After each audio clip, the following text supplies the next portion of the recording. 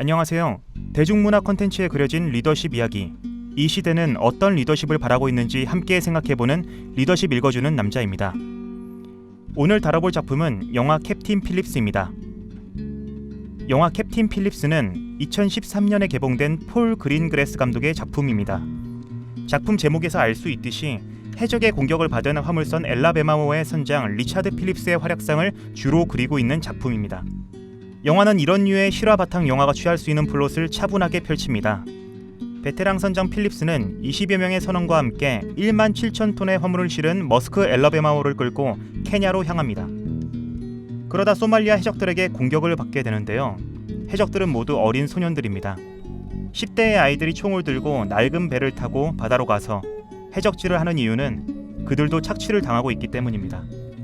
필립스는 순간적인 기주로 위기를 모면합니다. 하지만 두 번째 공격에서 4명의 해적들이 배에 올라타고 맙니다. 필립스는 최소 인원을 제외한 선원들이 숨을 수 있는 시간을 벌어줍니다. 해적들은 배를 수색해서 선원들을 찾아내려 하는데 이때 선원들의 기지로 해적들의 리더 무세를 사로잡는 데 성공합니다. 선원들은 필립스를 비롯한 인질들과 해적 리더 무세를 맞교환하자고 제안합니다. 배에 있던 3만 불과 구명정을 내줄 테니 조용히 떠나라는 것이었습니다. 해적들은 협상에 응하지만 마지막 순간 선장 필립스를 구명정에 태우고 떠납니다. 좁은 구명정, 물도 산소도 부족한 공간에 이런저런 부상을 입은 4명의 해적과 필립스 선장이 소말리아를 향해 가고 미국 정부는 각종 교섭을 시도합니다.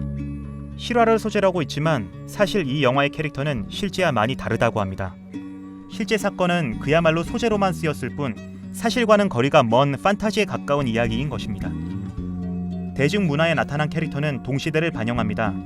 동시대의 사람들이 보고 싶은 것, 믿고 싶은 것, 따라하고 싶은 것을 담아내야만 보다 많은 사람들에게 동의를 얻을 수 있기 때문입니다. 결국 영화 캡틴 필립스의 주인공 필립스는 이 시대 대중이 원하는, 특히 미국 대중이 원하는 위기 속의 리더의 모습을 담고 있다고 할 수 있습니다. 많은 사람들이 원하는 리더의 모습, 리더십은 무엇일지 톰 행크스가 연기한 선장 필립스를 따라가면서 살펴보도록 하겠습니다. 첫째, 리더의 고전적인 가치죠. 희생입니다. 해적들이 배에 올랐을 때 해적들은 선장과 같이 있던 소수의 선원들을 죽이겠다며 필립스를 압박합니다. 필립스가 말합니다. 누군가를 죽여야 한다면 나를 쏴. 여기서만이 아닙니다. 해적들이 구명정에 필립스도 같이 타야 한다고 협박하자 선원들이 말립니다. 그러나 필립스는 해적들이 배를 떠나게 해야 한다며 기꺼이 구명정에 올라탑니다. 영화나 드라마에서 우리가 익숙하게 보아온 리더의 모습입니다. 희생하는 리더. 하지만 생각해보면 리더도 사람입니다. 권총 앞에서, 폭력 앞에서 자신의 생명을 내놓는다는 것은 결코 자연스러운 행동이 아닙니다. 희생적 행동을 선택하기 위해서는 먼저 판단해야 합니다. 내가 희생시켜야 하는 것보다, 그러니까 내 목숨, 내 지위, 내 재산, 뭐가 됐건 내게 속한 것보다 내가 지켜야 하는 것의 가치가 더 크다고 말입니다. 이 경우엔 내 목숨보다 배에 남아있는 20명의 선원과 내 책임하에 있는 이 배의 안위가 더 가치 있다는 것이 필립스 선장의 판단이겠죠. 자신의 목숨보다 타인의 목숨을 지키는 것이 더 가치 있다는 판단은 어떤 계산으로도 나올 수 있는 답이 아닙니다. 내가 죽으면 모든 세상이 끝나는 것이니까. 그렇기 때문에 대부분의 사람들은 결정적인 순간에 자신의 목숨을 지키는 쪽으로 선택을 합니다. 이것은 비난할 일이 아닙니다.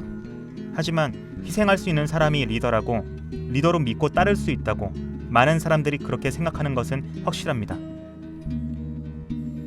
두 번째, 그렇게 선택한 위기 앞에서 끝까지 포기하지 않는 끈기입니다. 선원들을 대피시키고 맨몸으로 해적들을 맞이했을 때부터 홀로 구명정에 옮겨져 끌려가는 모든 시간 동안 필립스는 포기하지 않습니다. 해적들을 살피고 구명정의 구조 속에서 할 수 있는 탈출의 기회를 만들죠. 맨몸으로 바다에 뛰어들기도 합니다. 모든 사람들이 쉽게 끈기를 이야기합니다. 끈기의 시간에 절대값은 없습니다.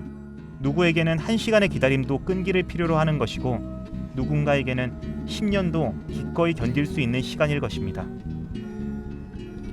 끈기는 결국 자기 자신과의 싸움입니다. 내가 원하는 것이 분명하고 그것이 선한 목적일 때 포기하지 않는 것. 그러기 위해선 체력도 필요하고 신경줄도 튼튼해야 합니다. 필립스 선장이 마지막에 포기하고 싶다라는 말을 할 때 그는 지칠 대로 지쳐 있었습니다.